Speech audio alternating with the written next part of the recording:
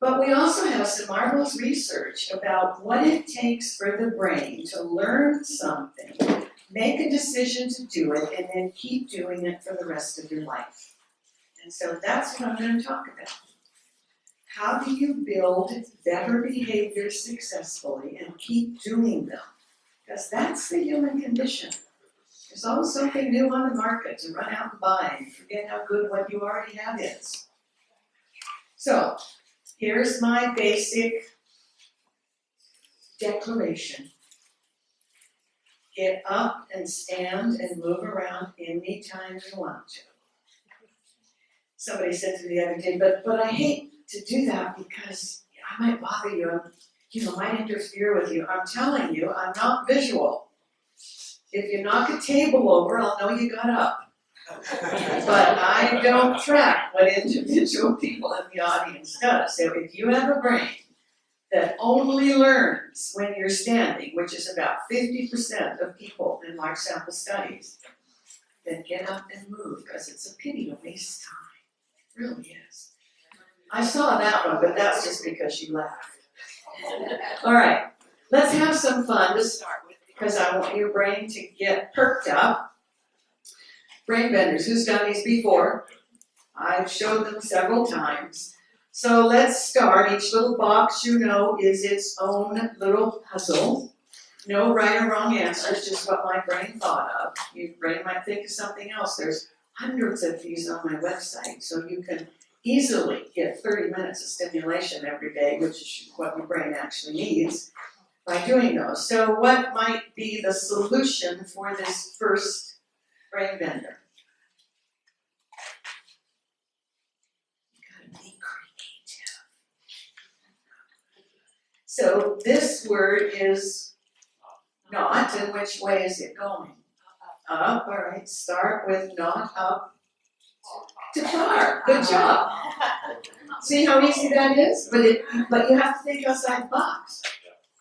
So here's the second one. The word is hair. Splitting hairs. Splitting hairs works. What else? Don't give up with just one. How about bald spot?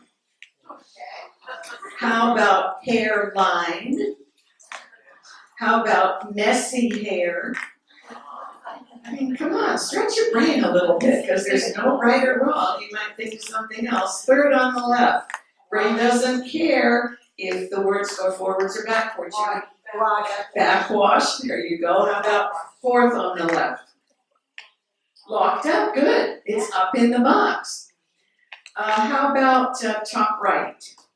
One on top of the other. One on top of the other could work. There's, how many ones are there? 6. Okay, so there's 6 of one, Half a dozen. half a dozen of the other, good. All right, second on the right.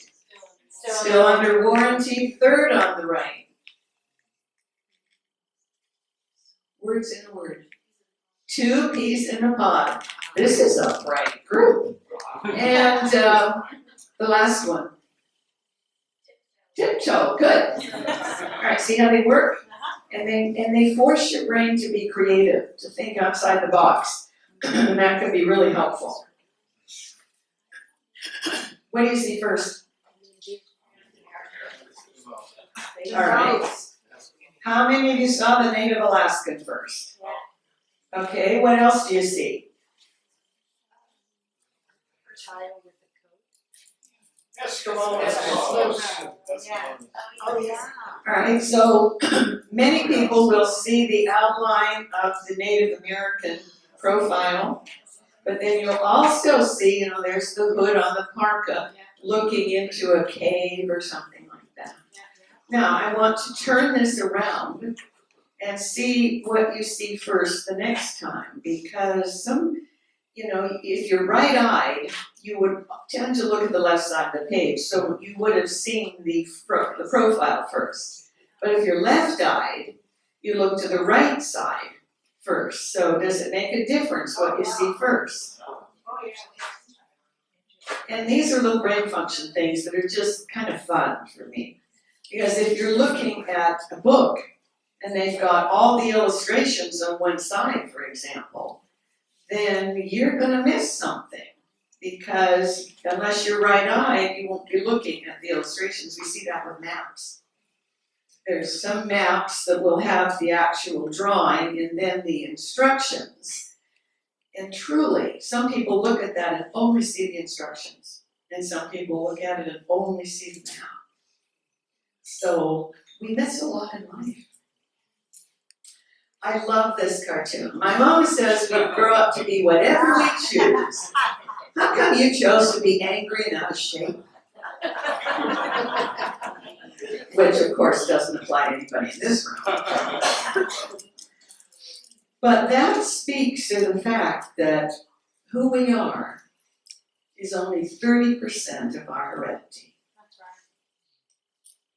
right. 70% of who I am right now and who you are is flat out lifestyle choices. And most people want to have a good life. And they'll do something for a while, as I mentioned, and then it'll just sort of, fall by the wayside. And this is what I want for you, especially when we're talking about new things like H-water. I want you to make good choices, and I want you to keep doing those choices till you draw your last breath.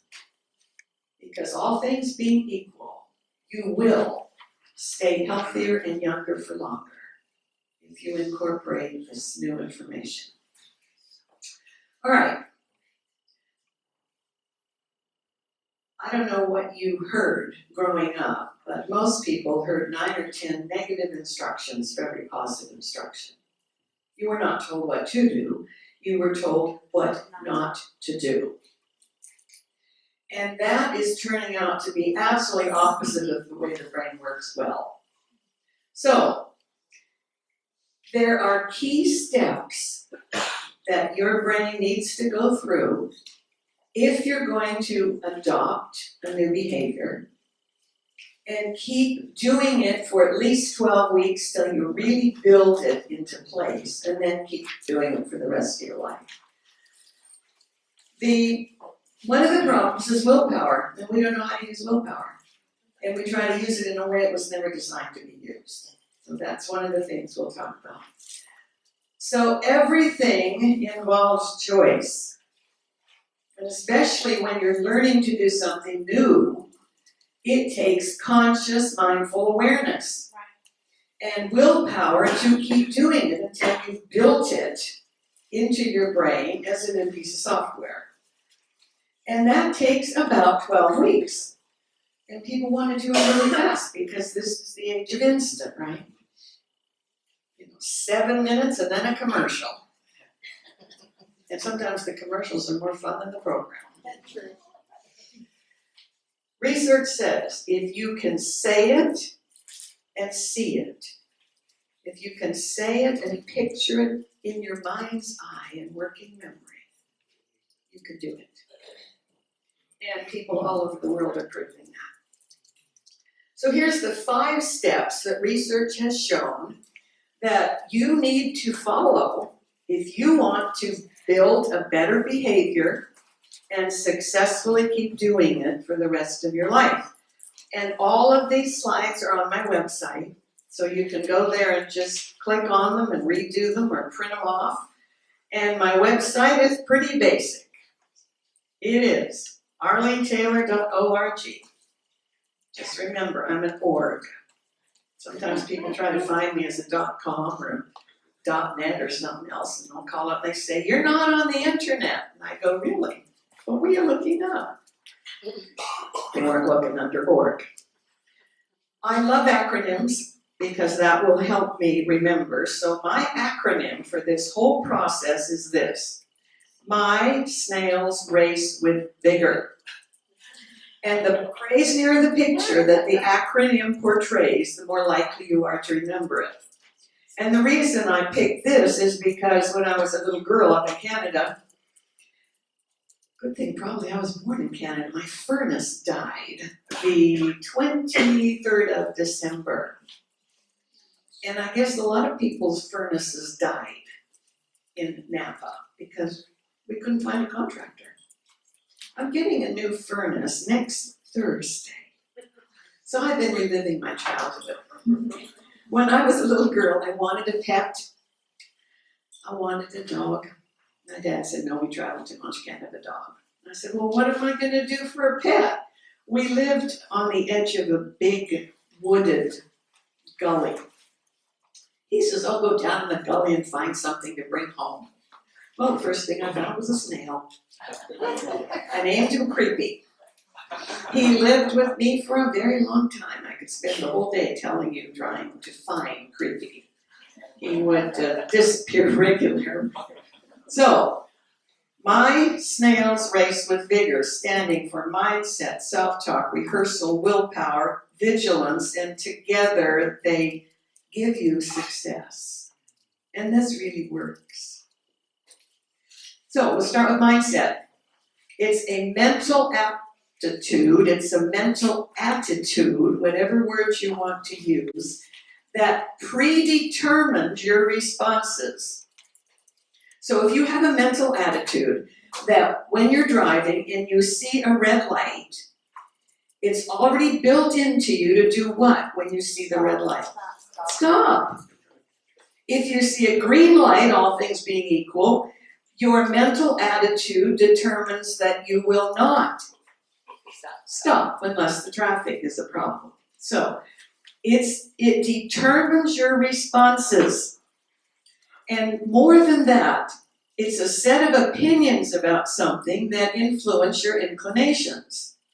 Now, I take inner prime and delta E every single day because my opinion is it's helping my immune system, my brain, everything.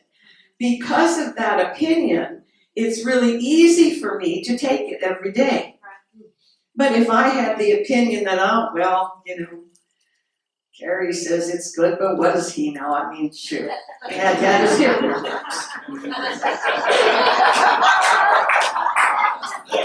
And I'm going to pay for that later.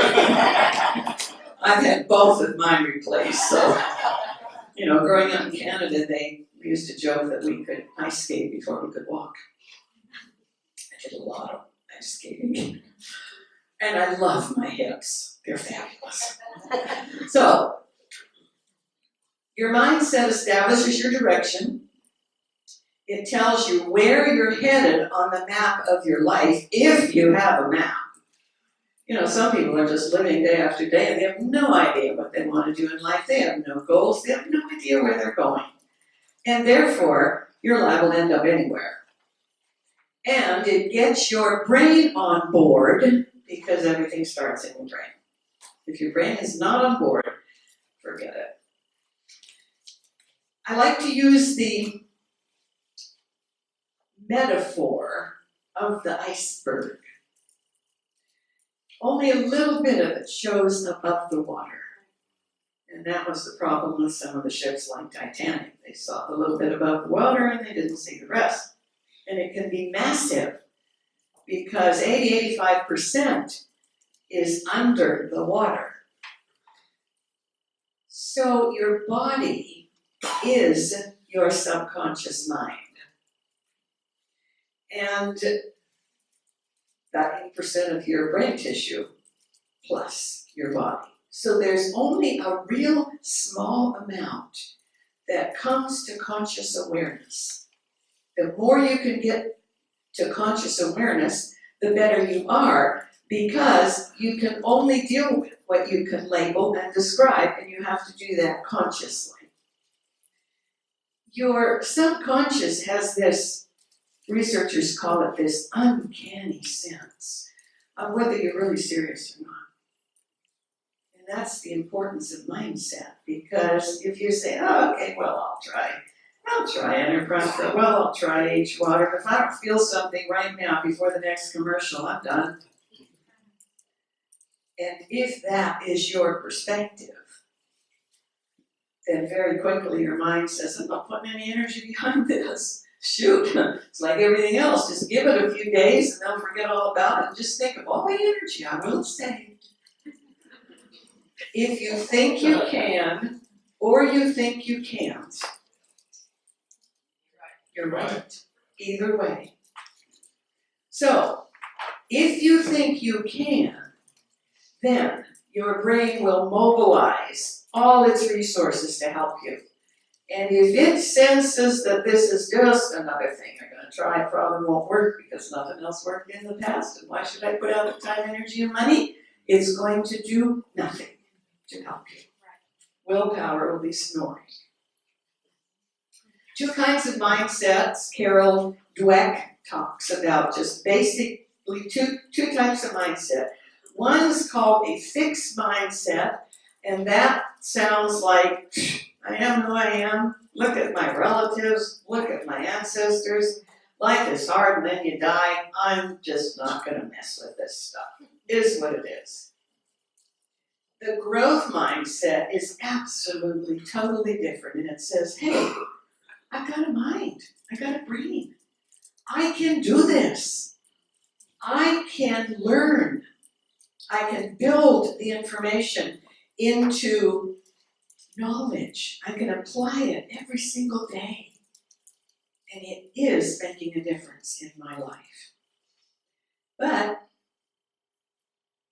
mindset's really interesting. Most people have theirs set by the age of 4 to 6. So what does that mean? Well, as Carol says, having a growth mindset doesn't force you to do something. It just tells you that you can develop those skills, but it's totally up to you. And so the mindset that says not only you have the information, but you are able to develop it and you are doing it, makes all the difference in the world.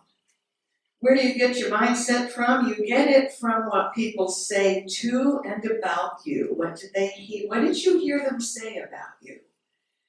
You know, well, I got 4 kids and I love them all, but you know, the little one is as dumb as a post. Right.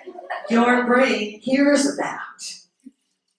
Versus, yes, I've got 2 kids and you know, they're both really bright. They learn quickly. I don't know whether they are or not, but if you tell them they are, the brain will respond. Large sample studies in education. Same group of kids. Bring in a new teacher. Tell the teacher that these are gifted children. And they all get really good grades. Bring in another teacher and say, you know, we're giving you this group of kids, but you know, they're all dumb as a post. Do what you can with them. And they fail. Because their mindset said they could or could not do it. And you develop your mindset by watching your parents and your caregivers. Not so much what they say, but how do they live. So if they say exercise is important, and the only exercise they get is pushing themselves away from the table, your brain picks up that, I'm not going to bother with that. Look at them. It doesn't work. This was one example, one study that I thought was just so interesting because the research shows you got your mindset somewhere between age 4 and 6. So all the children were taught to put together a jigsaw puzzle.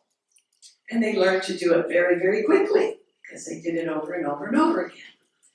And then the next day, the teacher said, you have a choice today because the brain loves choices. You have a choice today. You're really good at putting this puzzle together. You can do that again if you want to. Or, I've got another puzzle, but it's harder than this first puzzle. And some of you might want to do that. And almost immediately you could see the children dividing into 2 groups. The ones that already had the fixed mindset chose to do the easy puzzle because they knew it was easy and, hey, they look good, look smart. But the ones with the growth mindset chose the harder one even though they agonized over it a bit. So, what do you have? Fixed or growth? You must have a growth mindset to do this. Second is self-talk. Okay, now we're at my snails. You must tell your brain what to do. Because if you don't tell your brain what to do, it'll do whatever's easiest. The brain thinks in pictures, and this doesn't have anything to do with your sensory preference, whether you're auditory, visual, or kinesthetic. It has to do with, in this third brain layer, the neocortex, right up here near the front, you have what's called working memory, and sometimes we call it your mind's eye.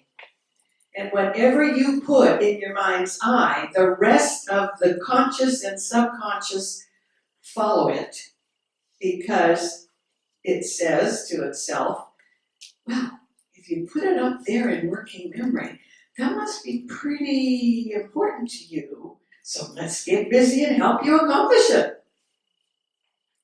But if you're talking to yourself negatively, there's only negative pictures in there. So therefore you accomplish virtually nothing. These two layers, that I pulled the cutaway of the brain apart, so you can see there really are three functional layers. So there's the reptilian layer. Think of that as a frog. That's all reptiles have. No love there whatsoever.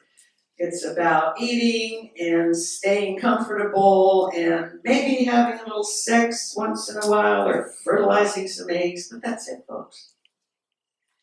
The middle mammalian layer, also still subconscious, is a step above. All mammals have this part of the brain. And although it's not conscious, guess what? It's the part of the brain that orchestrates the health of your immune system. And I find that fascinating because it's a subconscious part of the brain. So you have to tell your brain what you want it to do up here so that the pictures will funnel down to these two subconscious layers. They can follow the pictures. They just don't use language. But what we've also learned is that there is now a specific way researchers have found, based on brain scans, of how you need to direct your brain what to do. Because most people tell the brain what to do in a way that gives them the opposite results. It comes from the work of Dr. Daniel Wegner, who wrote the book, The White Bear Phenomena, and other interesting pieces about the brain. So he says, if I say to you, don't think about the white bear, what happens in your brain? You have made a picture of a white bear, and that's all you think about. I tried this the other day with a group of university students, freshmen. They wanted me to come and teach them how to talk to themselves. So I gave them this example, and there were some thinkers in that group. There was a hunk in the back. I keep telling Kim I'm not so far over the hill that I can't recognize a hunk when I see them.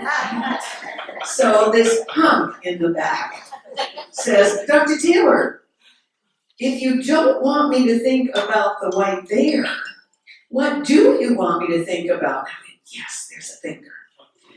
And I didn't even get a chance to answer because somebody else in the group says, well, a brown bear, are you a dope or what?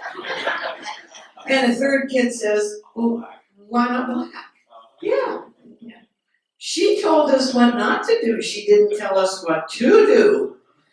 You know, I get goosebumps when I even tell you that, because out of 500 kids, there's 3 kids that get it. So I said to them, well, what do you think I want you to do? And they said, well, we don't know because you didn't tell us. I said, you're right. Growing up, most of us heard anywhere between 9 and 38 negative instructions. And we think and talk in negatives, which puts the very picture in the brain that we wish to avoid. So your subconscious never gets in gear to help you. I don't remember his name. It was a television program in the late 1800s. And he offered $10,000 to anybody who could follow this instruction for 30 minutes. And the instruction was, don't think about the ugly red monkey. Now, in order to follow that instruction, what do you have to do? You have to think about something else. But the truth of the matter is, you keep going back to the ugly red monkey because that's what's in your brain. Remind yourself to think about something else so nobody ever won the prize. Because it's not possible. So you need to ask yourself, what pictures am I putting in my brain? You know, if you say, I don't want to die of cancer, what's the picture in your brain? Dying of cancer. Hello? So, Dr. Wagner says, when you use a negative to yourself or others, what's the instruction? The instruction is what not to do. Doesn't tell you what to do. What's the mental picture? How do you follow that instruction? It's a two-step process and very difficult for children to do. We say to kids, don't touch the stove.